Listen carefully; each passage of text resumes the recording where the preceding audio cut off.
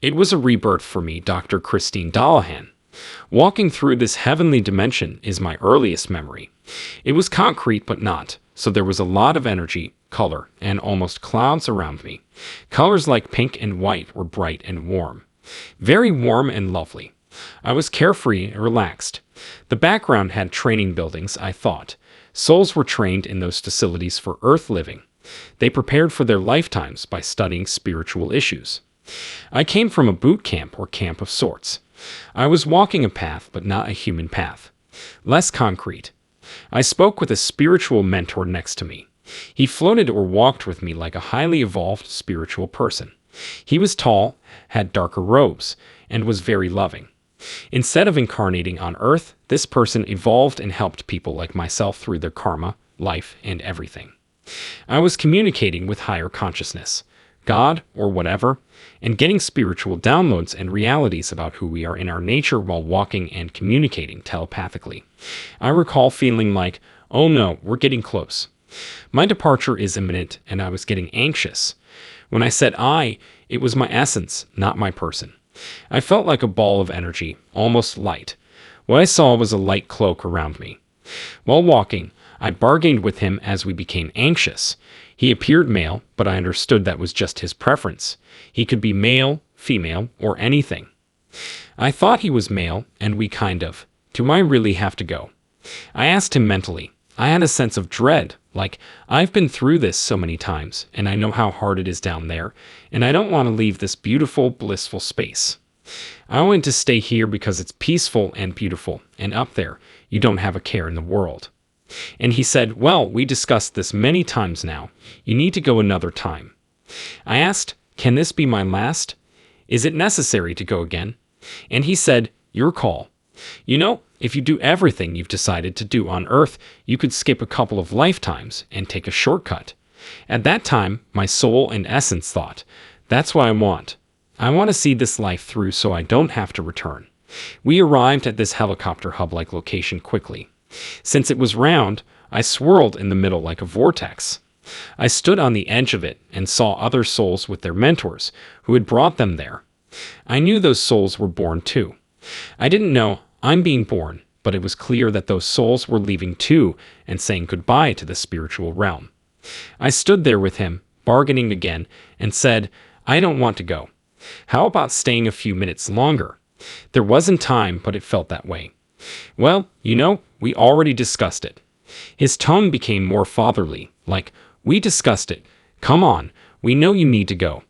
Finally, before pushing me into the vortex because he knew I wouldn't, he said, we're always here for you. Just think of us and remember we're always here. I said, okay. When he pushed me, I thought he pushed me down again.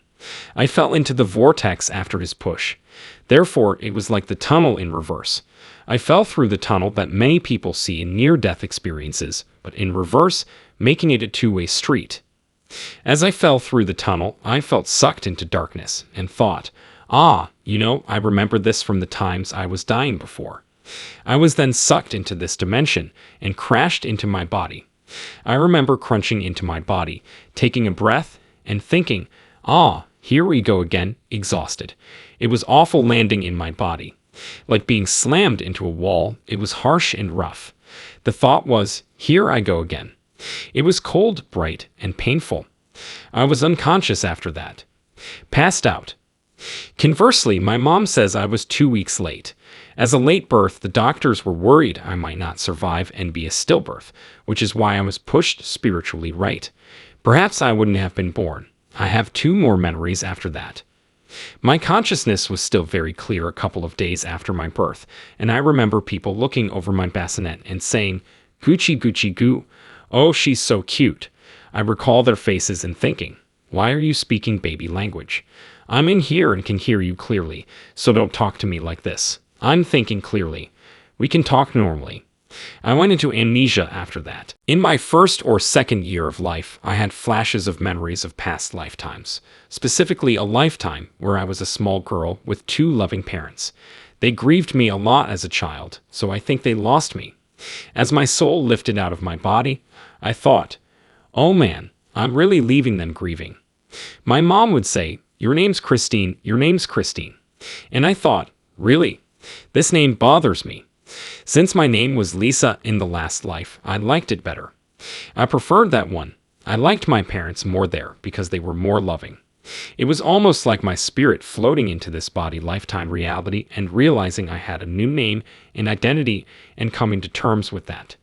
Ever since I did and accepted this experience to be true and real, and ever since I started going down the path I was always called to do, regardless of what people say, my family members think it's all out there and whatnot.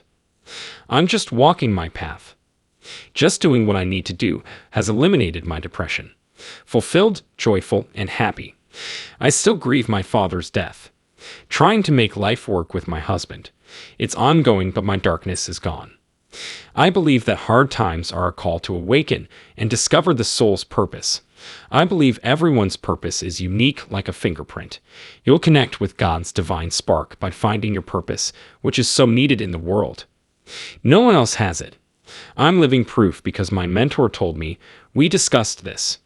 Why you should return to Earth was discussed. We know you don't really want to come because you know how awful it is down there, but we talked about the reality that you have particular things to do on this planet, that you have specific things to do to work through lessons to learn. We have a plan and contract. Nothing is coincidence. I know that for sure. We all intuitively know when we're going to leave this planet, and I believe that we also have the free decision of whether or not we want to leave it. I think that we've scheduled our lifespan, and we say we want to go to this age or that age, but I also think that we can extend it or shorten it. I do believe that. And this is not just an opinion. Actually, being intuitive and still being in communication with my mentor, I've gotten my number for when I'm going to exit. And there was this sense of like, oh, you have a 5-year leeway. I mean, if you want to remain 5 years longer, you can. And, having had this experience, I'm kind of like, nah, I'm good.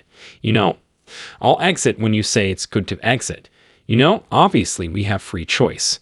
Otherwise, people wouldn't have the opportunity to end their life early. This pre-birth event, I think it's not a coincidence that I was destined to remember this. I think it was meant for me to share this, but I also believe that it definitely drove me into what I'm meant to be doing here on planet Earth, which is explaining to people exactly that. Because when you understand why you're here and there's this purpose, and I think that this reason is behind every soul, has the same purpose. There's no greater or worse purpose, but I think we're all intended to realize and to awaken to that fact, and then collectively elevate the vibrations. If I get a chance to send folks out there a message, I would say that the entire purpose for existing on this earth is to remember who we truly are, which is unconditional love. That's my message. I think that unconditional love is where it's at, and recognizing that we all came from this place, and we all go back to this place. And to not take things so seriously, since they really aren't, and to laugh more often at things, even when they seem hard, to just say, hey, look at this is happening now, it's happening for a reason, and it's for me to remember where I truly came from, and who I truly am, which is love. Thank you all for listening to my experience with an open mind and an open heart, and maybe it is beneficial to you all. And if you want to reach me, I'm Dr. Christine Dallahan. You can reach me via my social media outlets. On Instagram, it's Dr. Christine. I also am on YouTube, it's Dr. Christine, and as well as on Facebook, it's Dr. Christine. So that's how you may get out to me, and thank you so much for letting me share.